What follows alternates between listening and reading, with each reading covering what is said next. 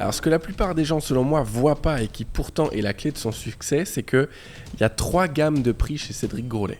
Quand tu arrives, même si tu n'as pas beaucoup de moyens et que tu veux manger du Cédric Grolet, tu peux. Ok, ça va être un cadeau supplémentaire que de prendre la bûche de Cédric Grolet à Noël. Parce que contrairement à ce qu'on pense, c'est pas les gens qui ont le plus d'argent qui dépensent le plus dans une entreprise. C'est les gens les plus passionnés dans cette niche qui vont dépenser le plus. Ou les plus gourmands.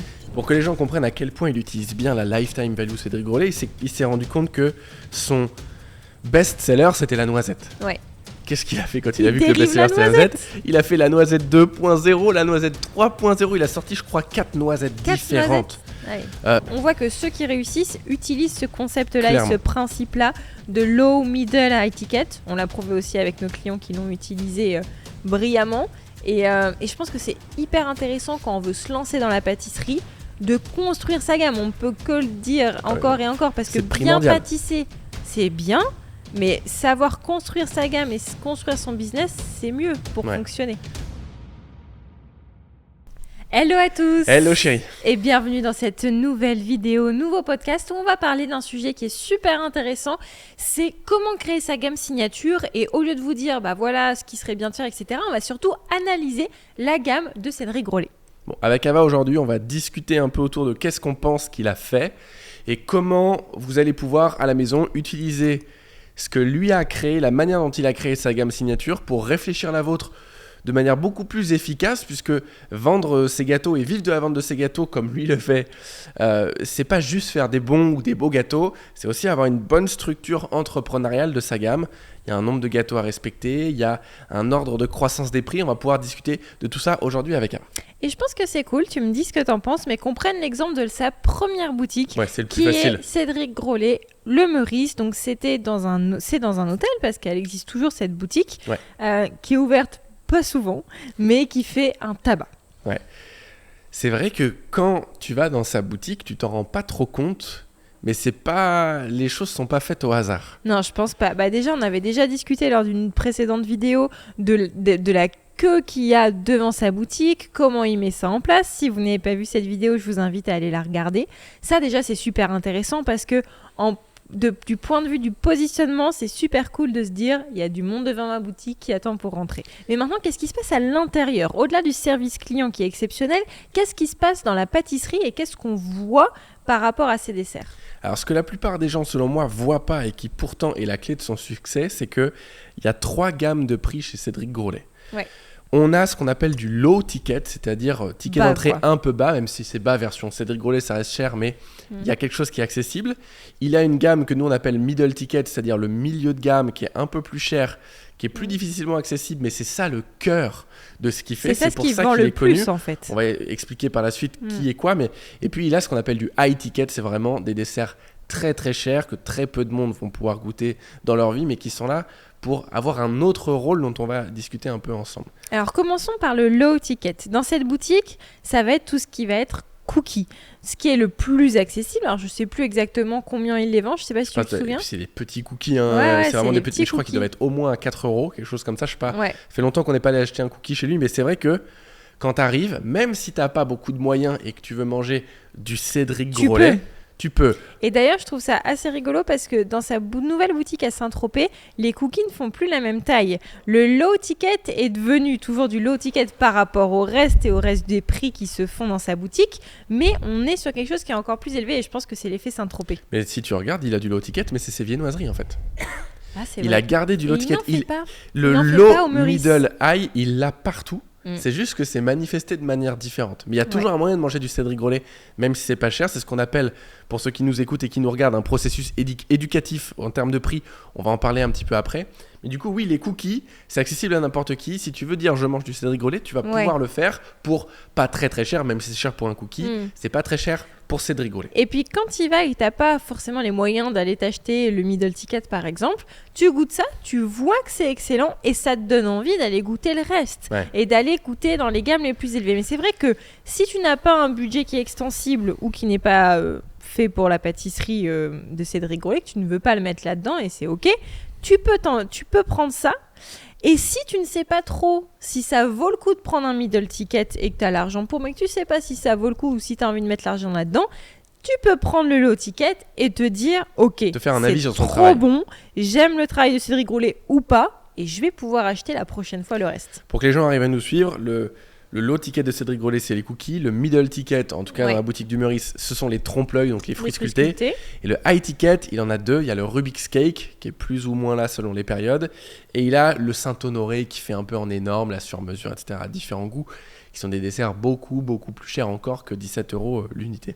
Encore une fois, c'est notre analyse. Est-ce que c'est comme ça vraiment qu'il l'a réfléchi? On pense que oui, mais on n'est pas allé lui demander. Donc, non, mais il y a des notions business qu'il a. Clairement, il sait exactement comment faire ce qu'on appelle un process éducatif. Donc, le process éducatif, pour ceux qui se demandent ce que c'est le fait d'avoir des prix croissants pour passer de gamme en gamme, parce qu'il y a plusieurs types de situations dans lesquelles c'est intéressant.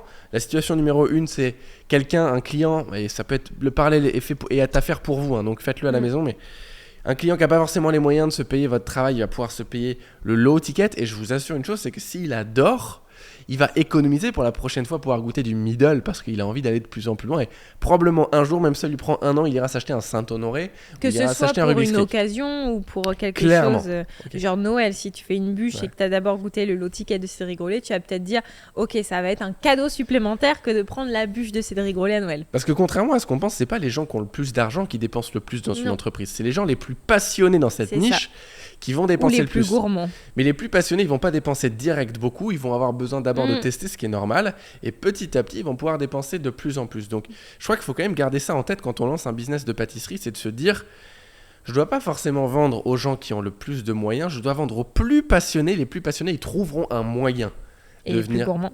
Et les plus gourmands, mais du coup, en pâtisserie, les plus passionnés, c'est les plus gourmands. Donc, ce processus-là, il est super intéressant, c'est pour ça qu'on fait du low ticket, middle et high ticket. Ouais. Donc là, on a parlé du low ticket avec le côté accessible, le test. Et le middle ticket, c'est vraiment ce qu'on va vendre le plus. C'est le cœur de la gamme. On va voir que le high ticket, il a encore un autre rôle. Mais le middle ticket, il faut vraiment vous dire, c'est ce que je cherche à vendre le plus. Ouais. Écoutez bien cette vidéo jusqu'au bout parce qu'on va d'abord, étape 1, débriefer un peu la gamme de Cédric Grolet et à la fin on fera des parallèles sur qu'est-ce que vous devez retenir du low, middle, high pour savoir comment vous pouvez vous l'approprier dans votre propre création de gamme. Donc le middle ticket, ça va être le cœur de notre gamme, quelque chose en termes de prix qui va se situer entre le low ticket et le high ticket. Mais c'est vrai que quand on va calculer notre business plan, quand on va calculer nos marges, etc., on va quand même prendre en proportion de vente plus de middle ticket vendus dans nos estimations que de low ou de high ticket. Ouais, c'est sûr. J'aimerais quand même faire la différence entre middle ticket et la notion de bas de gamme, milieu de gamme, haut de gamme. Non, parce que j'ai l'impression que dans bas de gamme, milieu de gamme, haut de gamme, on sous-entend une comparaison aux concurrents. Genre moi je fais du haut de gamme. Un low ticket peut être haut de gamme. Ouais, comme Cédric Grolet. Exactement. Les termes de low, middle et high ticket, c'est par rapport à notre propre travail. Se dire ça c'est mon ticket le plus bas, ça c'est mon ticket du milieu. Et ça, c'est mon plus gros ticket. Mais un middle ticket chez Cédric Grolet, c'est du super high ticket pour n'importe qui d'autre. C'est ça. Okay, donc, voilà, il y a une différence entre haut de gamme et high ticket. Okay, donc, le middle ticket, je pense que si les gens doivent se projeter, c'est le truc sur lequel tu comptes faire au moins 80% de ton chiffre d'affaires. Ouais. Et c'est surtout le truc sur lequel il va falloir que tu aies le plus gros élément de différenciation. On le voit, Cédric Grolet, sur son high ticket, c'est le Saint-Honoré par exemple. Il est différenciant, mais ils sont d'autres à faire des Saint-Honoré. Des cookies. Il est différenciant, mais c'est pas non plus le truc de dingue. Par contre, sur les fruits sculptés, incroyable. Si on prend le parallèle avec d'autres pâtissiers, parce que là on analyse Cédric Grolet, mais je pense que ça peut être cool pour imaginer d'utiliser d'autres pâtissiers. Yann Brice, sur son middle ticket, son facteur différenciant, ça va être ce côté tourbillon qu'on trouve nulle part ailleurs. Ouais. Je pense que tous les chefs pâtissiers n'ont pas, à mon sens, compris cette notion-là. Donc on le retrouve pas partout, même chez certains des plus grands pâtissiers, mais en tout cas on le retrouve chez les pâtissiers qui ont le plus de résultats financiers. François Perret. Low ticket, on a des madeleines, et puis middle ticket, on a les madeleines en trompe-l'œil. Ouais, sur lesquelles il est beaucoup plus différenciant que de proposer une madeleine. C'est ça. Donc il y a vraiment cette notion-là. Sur le middle ticket, il y a un gros intérêt à ce que tu sois reconnaissable en une demi-seconde et que ce soit quelque chose qu'on ne peut pas trouver ailleurs. Alors pour le coup, Cédric Grolet, il sait aussi se différencier sur les cookies. Si on voit ses cookies, maintenant, on sait que c'est les siens. Mais c'est encore plus sur les fruits sculptés. Mais tu peux manger des cookies ailleurs. Des fruits sculptés, tu peux pas. C'est ça. Il y a eu des gens qui l'ont copié, mais tu peux très très très peu. Qui se sont inspirés. Et sur le high ticket, Ouais. Lui, son étiquette le plus emblématique, je trouve, Le Rubik's que Cake. c'est le Rubik's Cake, qui, je crois, a été facturé 250 €, quelque chose comme ça. Ce qui est au T'es passage. sûr que c'est pas 120 ? Je crois que c'est vraiment plus cher que ça. Mais- C'est possible. En tout cas, c'est plus cher que c'est ça, beaucoup me plus semble, cher c'est que, middle ouais, ticket. ouais, que c'est middle. Et là où c'est encore plus malin, et je sais pas si tout le monde le sait, mais pour lui, c'était surtout un moyen d'utiliser les restes que de faire le Rubik's Cake. C'est-à-dire qu'avec les fruits sculptés, il avait des fonds de poche de mousse, il avait des chutes de biscuits, il avait des chutes de croustillants de machin dont il ne savait pas quoi faire, et des chutes aussi des petits glaçages au chocolat blanc avec lesquels il entoure ses desserts. Et il s'est dit, comment je peux ne pas gâcher ça ? Je vais faire plein de petits cubes avec les mêmes inserts, les mêmes machins. Juste, c'est du méga génie à ce niveau-là. Donc peut-être il y a des parallèles pour vous à la maison aussi à faire, comment je peux réutiliser mes chutes. J'ai un souvenir de... avec qui on a fait ça ? C'était avec Sylvestre, je crois. Qu'il faisait des gros cakes lingots, tu te souviens, dans la palme. Ouais. Et on lui a dit d'utiliser les restes de cake, parce qu'il les parait pour avoir des beaux lingots. Toutes les chutes de cake, ces chutes de ganache, ces chutes de glaçage, mixer ces cakes avec un peu de pâte à tartiner et d'en faire des petites boules qu'on a appelées les pépites, puisque lui il voulait faire des financiers autour du lingot, son univers c'était ça. Et on avait fait des petites pépites en réutilisant toutes les chutes. Ça, c'est des choses que les gens, je pense, peuvent imaginer à la maison, des manières malines et impactantes d'aller réutiliser des chutes pour faire soit du low, soit du high ticket. Et ce que je trouve intéressant, c'est que le high ticket, alors contrairement à ce qu'on peut imaginer, n'est pas forcément là pour être vendu. Il est là pour faire l'effet waouh et attirer les gens. Dans notre accompagnement, on aide les gens à trouver des idées de high ticket qui vont attirer l'œil et qui vont aussi marquer un certain positionnement. Parce que quand tu vends un Rubik's Cake à 250 €, on sait tout de suite haut de gamme. Que ça va être du haut de gamme. Et aussi, quand on voit les prix des middle tickets qui peuvent être élevés par rapport à la quantité de nourriture que tu vas réellement manger, bah ça paraît peu cher parce que c'est mis aussi en comparaison avec le high ticket. Exactement. Donc est-ce que le high ticket, est-ce que le Rubik's Cube, il en a vendu des dizaines et des milliers ? Je ne suis pas sûre. Alors peut-être sur les années, mais peut-être sur les années, rien à voir avec les fruits. Peut-être avec les clients de l'hôtel, etc. Mais par rapport aux fruits sculptés, rien à voir. Rien à voir. Par contre, est-ce que ça a marqué son positionnement et ça a permis d'avoir aussi quelque chose d'hyper différenciant, parce que lui, pour le coup, l'a trouvé. Alors après, chez vous... Il s'est fait connaître, on l'a vu, la vidéo du Rubik's Cube qui tourne. Par contre, si vous, à la maison, vous ne trouvez pas une idée comme le Rubik's Cube, c'est pas grave. Essayez de chercher quelque chose qui vous permet d'être différenciant et d'être positionné haut de gamme. Est-ce que c'est d'utiliser des aliments qu'on n'a pas l'habitude, imaginons truffe noire, est-ce qu'on peut utiliser du caviar, qu'est-ce qu'on peut réfléchir pour rendre un dessert high ticket ? Je pense que voilà comment lui l'a construite. Ouais. Peut-être en s'en rendant compte, peut-être sans s'en rendre compte, dans tous les cas. En tout cas, c'est malin. C'est extrêmement bien fait et c'est vrai que je pense que ça joue toujours dans ce qu'on appelle l'augmentation de la lifetime value. Je pense qu'on en a un peu parlé dans quelques vidéos précédentes, mais c'est comment je peux faire en sorte, non pas d'avoir de plus en plus de clients, mais que les clients qui viennent chez moi dépensent de plus en plus et reviennent le plus souvent possible. Et cette stratégie par palier d'éducation, elle est hyper maligne parce que tu viens les premières fois pour des cookies peut-être, les deuxièmes fois pour un ou deux fruits sculptés. Comme tu kiffes, tu reviendras à chaque fois qu'il y a un renouvellement de fruits sculptés. Et puis un jour, tu es tenté quand même de goûter à son fameux Saint-Honoré, à son fameux Rubik's Cake. Et lui, en plus, il a rajouté le principe de dérivabilité. C'est-à-dire que même le jour où tu as acheté le Saint-Honoré vanille, il sort le chocolat, tu veux manger le chocolat. C'est ça que j'allais ajouter. C'est super intéressant dans sa construction de gamme de se rendre compte qu'il utilise beaucoup les fruits et que du coup, ça peut changer, mais toutes les 2 semaines, toutes les 3 semaines, tous les mois, mais ça change régulièrement. Et évidemment, quand tu as goûté la noisette ou le citron, quand la macadamia elle sort, si tu es fan de macadamia ou juste si tu as cette curiosité de te dire qu'est-ce que ça donne un fruit sculpté macadamia de Cédric Grolet, tu y vas. Pour que les gens comprennent à quel point il utilise bien la lifetime value Cédric Grolet, il s'est rendu compte que son best-seller, c'était la noisette. Ouais. Qu'est-ce qu'il a fait quand il a vu que le best-seller c'était la noisette ? Il a fait la noisette 2.0, la noisette 3.0. Il a sorti, je crois, 4 noisettes différentes. Pour rejouer sur... T'as aimé la noisette 1 ? Il va y avoir la noisette 2, il va y avoir la noisette 3, encore plus noisette, encore meilleure. Juste, le gars est trop intelligent. Si lui ne se fait pas coacher et accompagner pour lancer ça, c'est un génie. Genre, il est inné là-dessus, c'est un génie. J'y crois pas. À mon avis, soit il se fait accompagner, soit il étudie énormément les plus gros leaders d'autres marchés. Ou alors, il a eu le flair et il y est allé et c'est ça qui a marché de dingue. Après, il a beaucoup de talent aussi. Il n'y a pas que le marketing. En pâtisserie, mais en marketing, il est accompagné par des gens qui sont des brutes. C'est obligatoire. J'aimerais bien pouvoir l'interviewer. Moi aussi. Mon rêve, c'est qu'il soit à côté de toi sur le canapé là, et qu'on puisse savoir. Je ne sais pas si lui il serait à l'aise de partager tout ça parce que je pense que c'est d'abord un passionné de pâtisserie. Ouais. Dites-nous dans les commentaires si vous aimeriez. Et vous savez quoi ? Taguez Cédric Grolet partout, juste mentionnez-le partout pour que peut-être un jour, on sait jamais, peut-être ça l'intéresserait. Ça se trouve, on se trompe sur son analyse et justement, il veut rétablir la vérité. dans tous les cas, je pense que l'analyse de pourquoi il performe autant est bonne. L'analyse de est-ce qu'il l'a fait exprès, ça, je ne sais pas. Ouais, mais en tout cas, ce qui est sûr, c'est que on voit que ceux qui réussissent utilisent ce concept-là Clairement. et ce principe-là de low, middle, high ticket. On l'a prouvé aussi avec nos clients qui l'ont utilisé brillamment. Et je pense que c'est hyper intéressant quand on veut se lancer dans la pâtisserie de construire sa gamme. On ne peut que le dire encore et encore parce que C'est bien primordial. pâtisser, c'est bien. Mais savoir construire sa gamme et construire son business, c'est mieux pour fonctionner. Alors concrètement, pour ceux qui nous écoutent, comment vous pouvez commencer à imaginer votre gamme pour avoir une gamme la plus impactante possible? Le low ticket, nous, ce qu'on a l'habitude de dire, c'est que il faut que ce soit quelque chose de hyper gourmand. Il y a plusieurs critères pour un low ticket efficace. Hyper gourmand, qui fait l'unanimité, il faut que ça plaise à tout le monde. Vous voyez, il fait son cookie noisette, il y a du caramel, du praliné, un cookie. Il n'y a personne qui va dire j'aime pas ce low ticket.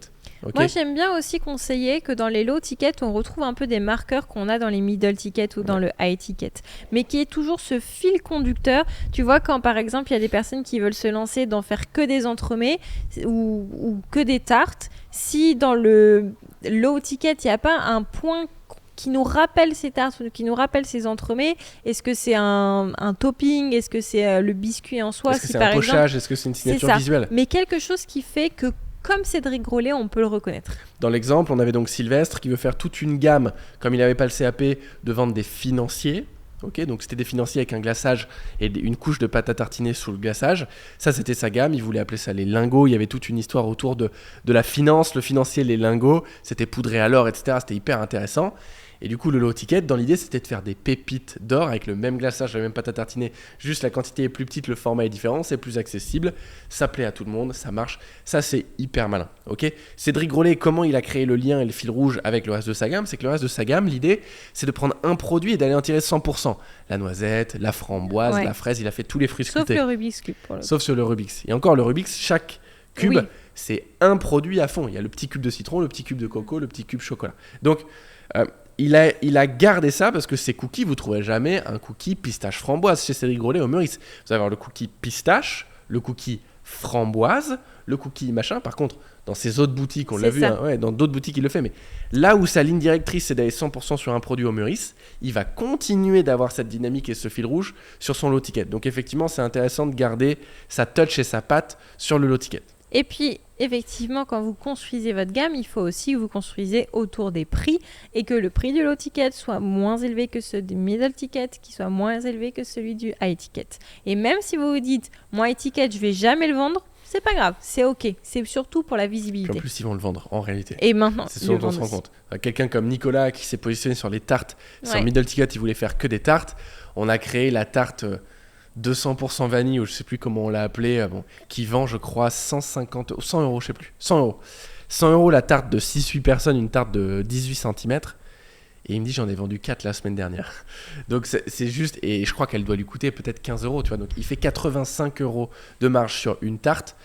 Parce que juste cette tarte, il l'a assumée jusqu'au bout. C'est ça. Et il a mis un prix suffisamment cher pour titiller. On va le voir un peu juste après en vous parlant de quel est l'intérêt d'avoir du high ticket. Maintenant, sur le middle ticket, ce qu'il faut que vous fassiez, c'est les critères que vous devez remplir, c'est être le plus reconnaissable possible sur vos low tickets. Donc ça peut passer par une dynamique sur des goûts. Cédric Grolet, il allait sur pochage. Du 100%. Ça peut être visuel, votre façon d'être reconnaissable. Ça peut être de faire du monoproduit, ça peut être plein de choses. Finalement, Cédric Grolet, il fait du monoproduit sur son middle ticket au Meurice, sur le fait de faire des trompe-l'œil en fruits sculptés. Mais si on va à la boutique Opéra, sa touch, c'est de tout pocher en forme de fleurs. C'est ça. Donc, il a un facteur de différenciation visuelle à Opéra et il est plutôt sur du monoproduit au Meurice. Ça montre que tout peut fonctionner. Exactement. Et puis pour le high ticket, comme on le disait précédemment, l'idée ça va être de construire ce dessert pour qu'il ait un effet waouh, un effet un peu choquant, qui divise aussi les esprits, que certains se disent waouh, c'est une idée de génie, j'ai envie de goûter, d'autres qui se disent mais c'est n'importe quoi de vendre un gâteau si cher. En fait, l'idée, il faut pas avoir peur qu'on parle de votre travail, que ce soit en bien ou en mal. Évidemment, en bien, c'est beaucoup mieux. Ne faites pas des desserts qui ne sont pas Mais on mangeables parle pour souvent parler en mal. enfin, pas nous, mais du travail de Cédric Grolet. Il y a plein Il y en de a gens qui beaucoup qui le n'apprécient pas, critiquent. Hein. mais ils parlent beaucoup sur lui. Je vais donner un exemple. Mais nous, on dit toujours aux gens dans la palme que dans ta gamme middle ticket, il faut un dessert qui fait pas du tout l'unanimité, qui montre beaucoup de ta personnalité, qui soit très différenciant en termes de goût, mais qui fasse pas du tout l'unanimité. Le côté punchy, Le côté, le citron de Cédric Grolet, excuse-moi, c'est mais punch. le jour où on l'a mangé, on a fermé les yeux comme ça parce que c'est trop fort pour nous, trop fort en citron. Il y a des gens qui vont adorer, il y a Ouais. des gens qui vont dire que c'est immangeable. Et c'est chouette. Mais on va en parler en tout cas de ce citron de Cédric Grolet, et on va en parler. Il y en a qui vont vouloir dire que c'est pas bon, il y en a qui vont vouloir dire non, moi je trouve que c'est génial. Et on parle de Cédric Grolet, on parle de Cédric Grolet, et on parle de Cédric Grolet. Et il arrive à faire ça quasiment tout le temps. Et je trouve que c'est hyper smart et c'est à intégrer dans sa gamme middle ticket à chaque fois. Donc, en tout cas, pour le high ticket, trouvez quelque chose qui fait l'effet waouh, l'effet j'ai jamais vu ça, l'effet Qui luxe t'a aussi, choqué, et choqué. le côté choc. Si on la vend, c'est génial. Si on vend pas, c'est pas grave. C'est là pour amener vers le reste de votre gamme aussi. C'est C'est là ça pour ce qu'il qu'on faut appelle- s'imaginer. C'est pour l'image beaucoup. C'est pour fixer le prix en fait. Ouais. C'est-à-dire que c'est le premier truc sur lequel vos potentiels clients doivent tomber.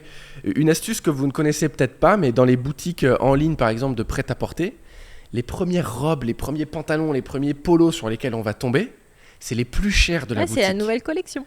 Ouais, mais en fait, ça n'a rien à voir avec le fait que c'est la nouvelle ou pas la nouvelle, c'est qu'ils veulent nous mettre les prix les plus chers d'abord, comme ça nous fixe le prix. Ah ok, chez eux, un t-shirt c'est 75 balles. Putain, du coup ça doit être luxe, ça doit être haut de gamme, on projette, ça doit être génial, ça doit être top. On descend et on trouve, comme par hasard, un t-shirt qui est fait pour nous, qui est dans notre prix, qui est quand même très beau. Mais les t-shirts, ils comptent déjà les vendre 40 €. Ils comptent pas les vendre 75. Mais ils t'ont fixé le prix à 75, ils savent qu'ils le vendront pas. Et que quand tu vas descendre, tu vas trouver d'autres t-shirts qui vont te plaire de ouf. Et tu vas le prendre en te disant, opportunité, c'est pas cher. Eux, ils t'ont mis un petit prix C'est barré ça. comme s'il y avait une promo. Mais en fait, ils comptaient le vendre à ce prix-là depuis le départ. C'est ce qu'on appelle la fixation du prix. C'est une super astuce à utiliser dans la construction de votre gamme. Est-ce qu'on a quelque chose à rajouter sur la gamme? Parce qu'on pourrait en parler pendant des Si ce heures. n'est que le monde nous manipule et qu'on est manipulé toute la journée là-dessus, mais que, en vrai, je pense que il n'y a pas de mal à faire ça. Quand on a un produit qu'on aime et qu'on a envie de vendre et on a envie que les gens puissent manger nos gâteaux, il faut apprendre le marketing pour savoir comment l'utiliser pour C'est que ça. les gens aient envie d'acheter nos gâteaux. Donc, utilisez ça à fond à la maison. J'espère que cette vidéo vous a plu. On a parlé d'une partie de la gamme signature. On pourrait en parler pendant des heures et des heures. Si ce contenu vous a plu et que ça vous plaît, qu'on continue de produire du contenu sur cette chaîne, sur comment vous pouvez vivre ou transformer votre passion de la pâtisserie en un métier dont non seulement vous vivez, mais dans lequel en plus vous vous éclatez, vous pouvez nous mettre un petit like sous cette vidéo, ça va permettre à la vidéo d'être de plus en plus vue. Vous pouvez nous dire en commentaire quel est le prochain sujet que vous aimeriez qu'on aborde, qui vous intéresse, sur lequel vous avez peut-être des problèmes aujourd'hui. Et si vous souhaitez aller plus loin et vous aussi vivre de votre passion comme Cédric Grolet pour la pâtisserie ou comme Nicolas ou comme Charline et comme toutes les personnes qui sont passées dans la Palm Academy, je vous invite à réserver un appel avec un membre de notre équipe. Le lien est dans la description de la vidéo YouTube, et cette personne avec qui vous allez être pendant 1 heure au téléphone va pouvoir vous aider à trouver les différentes étapes en fonction de votre projet et de vos objectifs pour pouvoir atteindre justement cet objectif de vivre de la pâtisserie. Sur ce, ne partez pas sans avoir cliqué sur le bouton s'abonner, appuyez sur la petite cloche pour ne pas louper les prochaines sorties de vidéos. Nous on vous embrasse et on vous dit à bientôt. Bye. Ciao.